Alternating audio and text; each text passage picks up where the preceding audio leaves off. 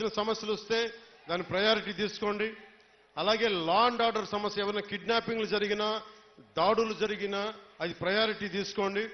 అలాగే విద్యార్థులకి ఏదన్నా కష్టాలు ఏదైనా విద్యకు సంబంధించి ఉంటే అది ప్రయారిటీ తీసుకోండి. అలాగే యువతకి ఉపాధి అవకాశాలంటే ప్రభుత్వ ఉద్యోగాలు వచ్చే లోపు మన మద్దతుదారులు, మన తెలుగుదేశం నాయకులు ఉన్నారు, తెలుగుదేశం పార్టీ మద్దతుదారులు ఉన్నారు, కృష్ణరాజు గారు ఉన్నారు, వర్మ గారు ఉన్నారు. ఇవన్నీ కాకుండా కూటమికి నిలబడ్డ చాలా మంది పెద్దలు ఉన్నారు. వారందరి కంపెనీల్లో జాబ్ మేళా ఇక్కడే పెట్టుకుందాం. వారిని పిలిపిస్తాను. మన ఉదయ్ శ్రీనివాస్ ఉన్నారు. చాలా మంది ఢిల్లీ నుంచి పిలిపించి జనసేన ఆఫీస్లో యువతకి మీకు స్కిల్ ఉంటే వచ్చి మీరు జాబ్ మేళా ఇక్కడే పెడతారు. మీరు వచ్చి మీ సమర్థత ప్రతిభని బట్టి మీరు ఉద్యోగాలు ఇక్కడే సెలెక్ట్ అయ్యేలాగా, మీరు ఎన్నుకోబోయేలాగా బాధ్యత కూడా తీసుకుంటాం ప్రభుత్వ ఉద్యోగాలు వచ్చే లోపు. ఇలాంటివన్నీ ముందుకు తీసుకెళ్తున్నాం. నాకు కనీసం ఒక్క 2 నెలలు ఒక క్వార్టర్ సమయం కావాలంటే, కనీసం క్వార్టర్ అంటే గత ప్రభుత్వం క్వార్టర్ కాదు, బ్యాంక్ క్వార్టర్ అంటే 3 నెలలు.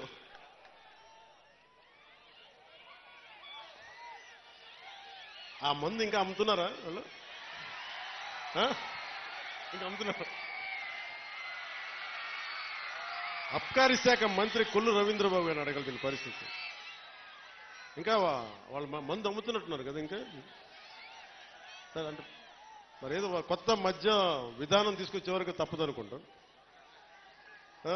దొరకట్లేదండి. సరే, ఈ లోపు దయచేసి ఎవరన్నా తాగాలని మైండ్ సెట్తో ఉంటే దయచేసి దాన్ని ఆరోగ్యాలు కాపాడుకొని తాకండి. అదొకటి నా విన్నపం. అలాగే మీకు అందుబాటులో ఉండేలాగా నేను నిరంతరం రావడానికి ఒకేసారి నా మీద అందరం మీద పడిపోతే కష్టమైపోతుంది. అందుకని కొంచెం పెద్ద స్థలమే తీసుకున్నాను. మీరు రాకపోకలకి ఇబ్బంది లేకుండా ఉండేలాగా భారతదేశం మొత్తం జనసేన 21 సీట్లు గెలిస్తే భారతదేశం అంతా ఎలా చూసిందో పిఠాపురం అభివృద్ధి భారతదేశానికి ఒక మోడల్ లాగా అయ్యేలా. ఒక్కళ్ళు కాదు ఇక్కడ నేను ఒక్కనే కాదు, పెద్దల వర్మ గారు ఉన్నారు, కృష్ణరాజు గారు ఉన్నారు, ప్రతి మండలానికి ఉన్న మన జనసేన నాయకులు ఉన్నారు, ఇన్ఛార్జిగా బాధ్యతలు తీసుకున్న మర్రెడ్డి శ్రీనివాస్ గారు ఉన్నారు. మీరు దమ్ముండి ఇక్కడే పిఠాపురంలో వచ్చిన మెజారిటీతో ఈ అబ్బాయి గెలిచేశాడు. దాదాపు 70 ఇక్కడే 1,00,000 ఓట్లు వచ్చేసిన అబ్బాయి.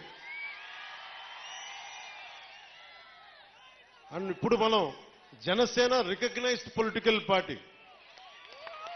చాలా కష్టం, ఎన్ని దెబ్బలు, ఎన్ని ఆటుపోట్లు, ఇవన్నీ తట్టుకొని నిలబడ్డామంటే నా గురువు గారు ఒక ఆయన చెప్పారు.